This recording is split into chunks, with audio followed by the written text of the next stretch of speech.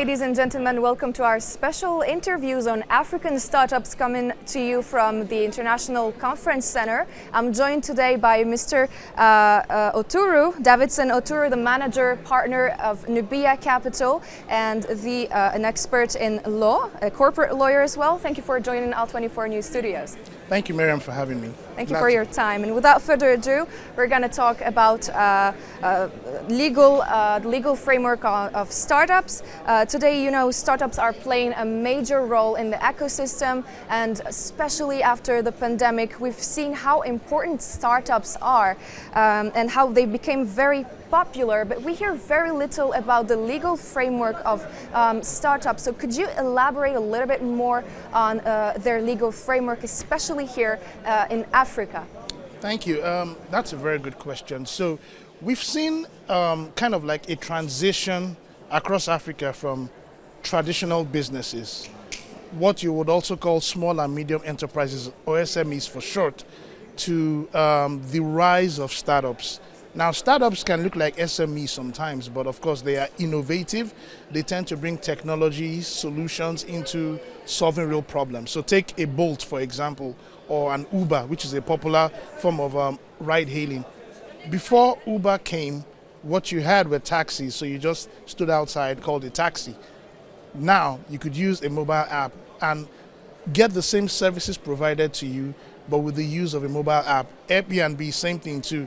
You could use booking.com and then book hotels. But for the first time now, people can come into your home, probably eat your food and sleep on your bed, you know, and you get paid for all of that. So that's what startups do. They disrupt processes. Now, because they have emerged, some traditional laws are ill-prepared to deal with them, because most of the facilities, incentives and grants that you would typically find in a lot of countries across Africa are more suited towards the SMEs as opposed to the startups that require funding, which is different. You know, a startup, for example, doesn't have any physical structures most times. All they have are software as a service. So, but that startup will say he's valued at $10 million. But an SME can never attract venture capital funding, because they will say, what do you have? They say, well, I have a few provisions in my store, or I have this taxi cab. It doesn't work. So startups are now a model that is disrupting what existed initially. That therefore means that laws cannot be suited for them. And that is why you're beginning to see the emergence of startup acts, like Nigeria Startup Act, which I was privileged to lead the team to draft. And what we tried to do was we scoped existing laws that were there in Nigeria and found them very inadequate. And then we looked at other jurisdictions. We looked at Tunisia, which already had the Startup Act. Theirs was already launched in 2018. We looked at the United States. We looked at the UK. We even looked at China. We tried to understand how some ecosystems have created structures and regulations to guide startups. And then we sort of created ours, because Nigeria is unique even from those other countries. And that's the amazing thing about Africa, right? 54 countries. All of them having different traditions, structures, rules, and regulations. And we try to take all of that into consideration in couching and drafting the Nigeria Startup Act. And we're beginning to see more laws emerge across Africa. It would require a studying of those laws to see what needs to be changed and see what needs to be amended. I'll end this particular point with this. Nigeria at the moment has over 900 agencies of government. So we knew that we couldn't start creating a new agency of government, because then budgets are already overstretched. What we did was we identified existing structures that could be molded to suit, startups and empower them. And I think that's what a lot of countries may have to do. Find out what already exists, amend, tweak it, and then it could get better. And I sincerely hope that I answered your question. Okay, we'll get into more details regarding the legal framework. So in the dynamic world of tech companies, you've just mentioned that this is something technological that is actually going to get with the legal landscape. So how do you see this legal landscape evolving with all these technological advancements, and what challenges does it pose for both investors and entrepreneurs? Okay, so in terms of legal challenges, you have things like regulatory and entry barriers. So for example, an investor wants to put in money in Algeria. maybe the Algerian laws are couched around you have to set up a company in Algeria, you can't bring in less than a particular amount of money, or maybe the startups find it difficult to get certain licenses and permits that will make them to be attractive enough for those investors.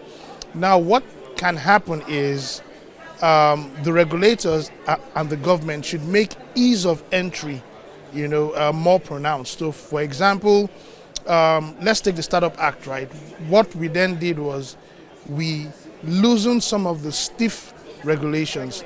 So, in order for you to be a fintech in Nigeria, you need to get a license from the Central Bank of Nigeria.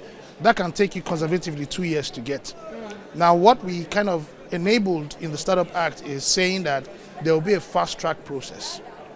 So that fast-track process may probably take about a month, for you to get the license. Instead of 2 years. That's because nice. You are startups, and a certain type of system and structure is now being set up to accelerate your ability to get a few things done.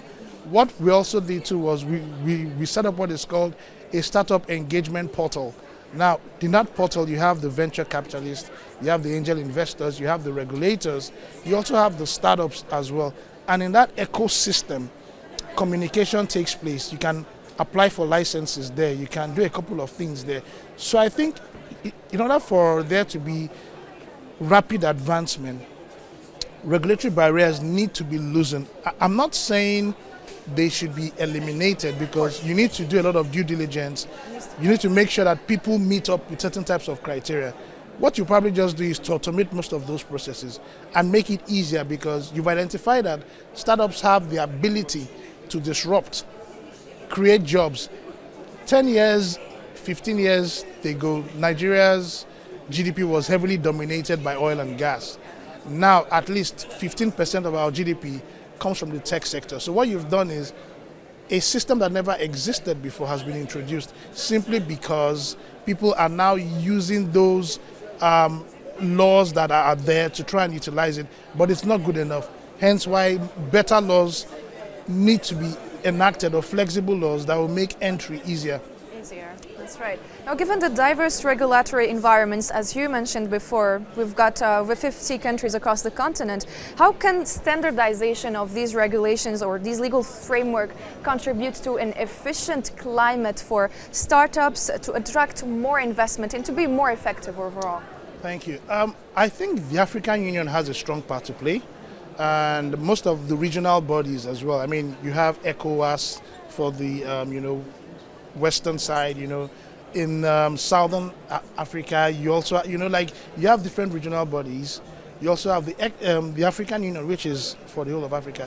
And now we have the Africa Continental Free Trade Agreement, AfCFTA, that has a lot of protocols that deals with sales of goods and services and movements across borders. I think the AU and the AfCFTA have to be actively involved in this whole process of standardization, because you raise a very good point. Why would I go through one process in one country, which could be hectic, and then I want to move to another country and I go through that entire process again, which could even be different? There has to be an awareness of where we are and how disadvantaged our systems are compared to the West.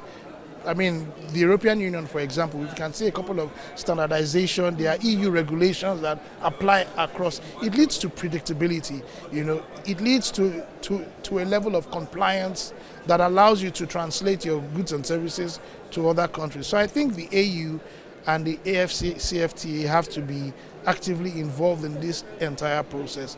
It may take us a while, maybe 5 years, but at least we need to have an end in mind as opposed to what we have at the moment. That vision, that's correct. Now, as I said, how do legal considerations play a role in fostering or hindering the growth of emerging companies in African ecosystem?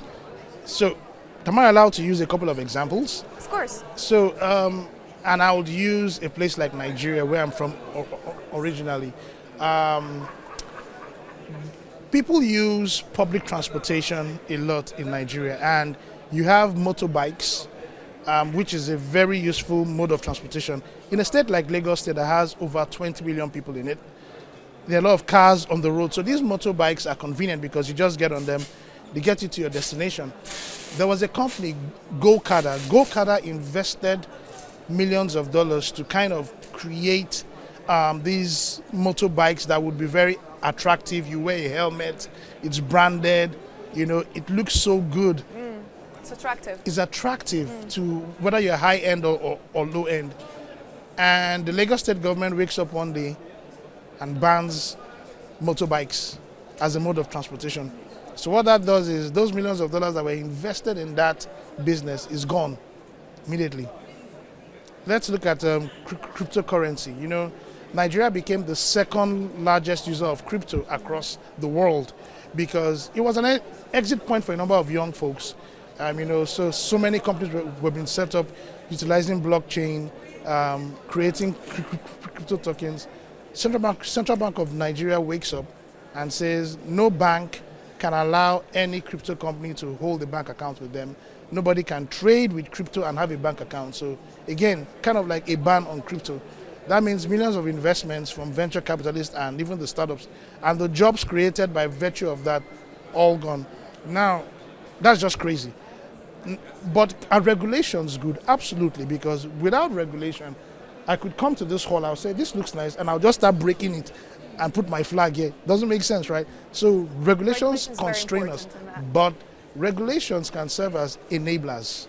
Rather than, being stifling innovation, it can actually enable innovation. And that's the way that I see law and regulation. You have a duty, the government has a duty to ensure that things are done properly. But they also have to take into consideration the businesses that exist for that particular purpose. It requires a lot of collaboration. It requires also an understanding of why that business model exists the way it does. And then the regulation comes in and actually makes it better or diverts it in a way that the resources aren't lost, the jobs aren't lost, and then there's a lot of transparency around the ecosystem. Right now, you still see a couple of sectors in the startup space where there are no regulations. And because where there's no law, there's no sin. So people are definitely, those gray areas are being utilized. What the government needs to do is rather than banning those gray areas, create regulations around them so that people can then register and comply with the process. That's how I see law, playing a part, structures for existing businesses. Mm-hmm. It frames everything and it makes it better for everyone, actually. Exactly. For everyone in the ecosystem. Then the government can probably tax it, Right. You may need a license to get it, but then people who are benefiting from it know that they need to, comply with it in order to enjoy the benefits. So then everybody wins. So that everybody wins, the people, the government, and everyone. Benefits only the ecosystem. So from a legal perspective, what are the key considerations to investors when they're looking to fund new startups and when they're looking to invest in those startups? What do you consider? What do you take into consideration? That's another good one because I wear two hats, right? Investor and lawyer.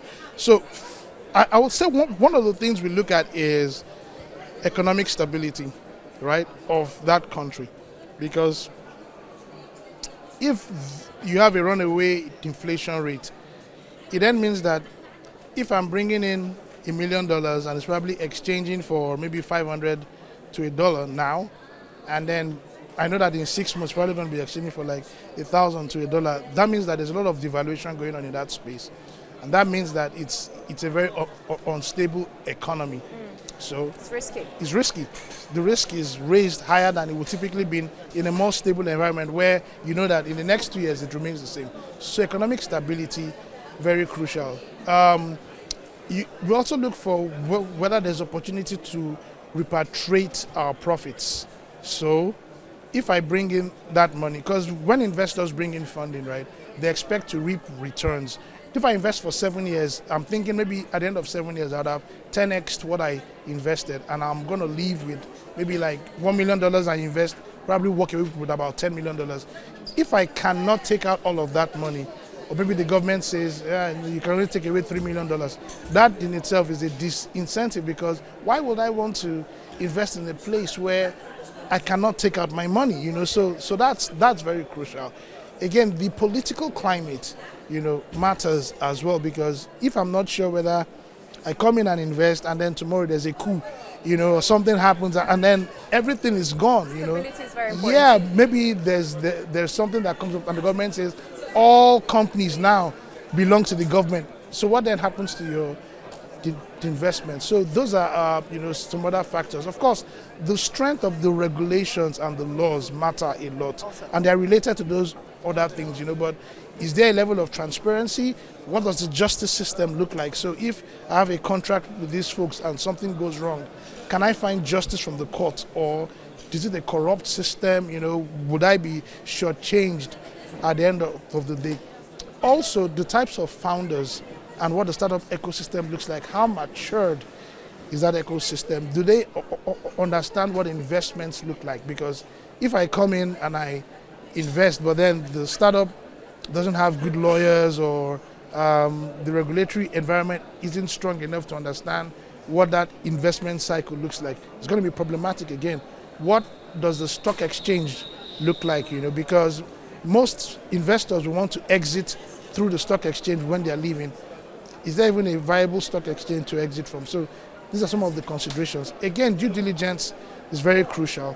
If I want to invest in a company, I'll want to do some due diligence on them, check out their taxes, have they been paying their taxes? Is the company properly registered? Who are the directors? Who are the shareholders? Can I go to a company's house or registry where all of that is kept and be able to carry out, due diligence on that? What's the land registry like? What are those systems like? These are very important for an investor. If there's a lot of opacity around that, there's no point in putting your money in there. Understood. Considering also the increase in interest in impact investing, how can legal structures be tailored to support startups that aim not only for financial benefits or for financial success, but also to have a positive social and environmental impact? Right. Good one. So, how can startups position, right? You said, I think it's going to require a lot of collaboration. Now, as you know, impact investors typically look for startups or businesses that are not just out to make profits in the face of it, but to also make an impact. So let's say you are into renewables, you ensure that your company is projected positively. If you collaborate with the government, which is always looking for opportunities to safeguard the environment, what that does for you is that the government can probably take you for a couple of conferences or project you in certain ways, which makes you attractive for impact investors who are looking for the type of services you provide. So I would say a lot of collaboration with government would be required for those sort of startups that are looking to have a social and impact on the environment they live in. Exactly. Okay, so the next question, how can Algeria, through the various actors in the whole African continent, unite the government's efforts to develop emerging institutions, and how can we enable activities altogether and policies at the continental level to upgrade Africa's position in the whole global system? Okay, so Algeria wants to take the lead, right? In terms of Africa. We're seeing many initiatives. No, yeah, and I think this Africa Startup Conference is an amazing initiative, right? Because what it's doing is bringing different stakeholders across Africa to have serious conversations around what startup ecosystem can look like and how it can be taken forward. What I will say is this: it's important that the structures locally are made very strong. So, what is the digital economy space looking like? Is it transparent enough? Are they doing what you would say is enough to attract the right type of investors? Now, Algeria is an amazing place with a growing economy. Yesterday, I heard that the economy is growing at 6% per annum. So, with the startup investment fund that is set up, it's an amazing way of getting investors to put their money in those funds. As they're putting the money in the funds, they can be given certain types of incentives, maybe tax waivers, maybe some duty waivers. All those kind of things would make it attractive for people to come to Algeria and invest, like make the ease of entry very, very low. What I would even say is, if it's possible, work with the venture capitalists across Africa. Tell them, look, you have the experience around investing. How about we place certain amounts in your fund and then you come and invest in Algerian startups. If I'm giving you $5 million, for example, you must make sure that $5 million is invested in Algerian startups. Now, imagine if those Algerian startups are able to multiply those investments that are made in them. Say, let's say they can use 10x. I put in 5 million into different startups. They get to $50 million in Algeria. What that does is that the local economy gets stronger, and then the startups are able to grow and create jobs across borders. And then you keep multiplying that effect and building bridges across Africa. Collaboration is something that you cannot emphasize strong enough. You can have bilateral agreements across Africa that enables, or multilateral agreements, for example, which allows different countries to share. Yeah, you come together, you share resources, you share ideas, you collaborate around so many things. I think that would go is important. Very crucial. Yeah, you know that Africa's advantage is its youth force. In 2022, statistics show that African young population is of 40%. So this is our kind of strong point and our advantage.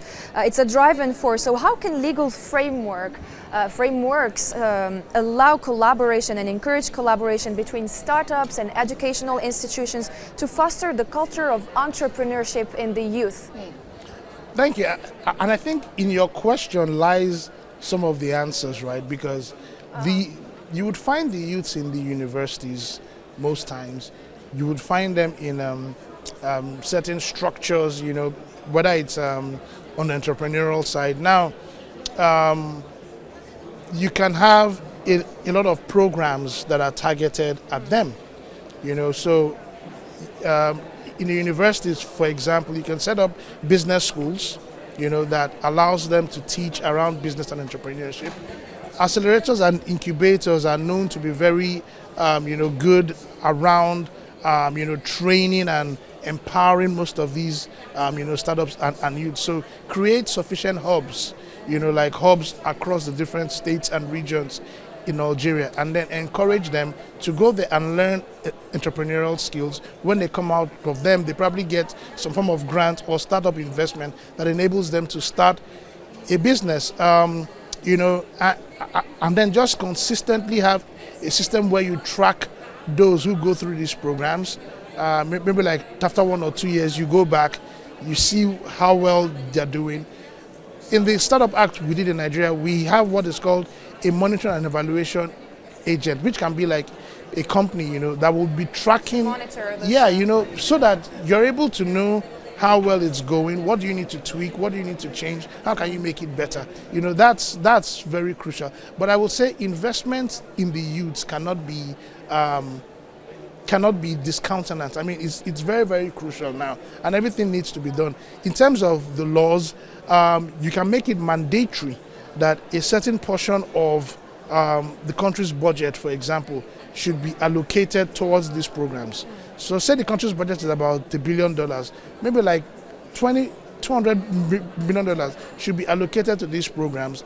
And then that monitoring and evaluation agent ensures that it actually goes into those programs and tracks the effectiveness of it. So that needs to happen on a very consistent basis. At the end of the year, everybody is able to see, okay, how effective was this entire process? So that's how laws can actually strengthen and enable this entire process. Make it mandatory.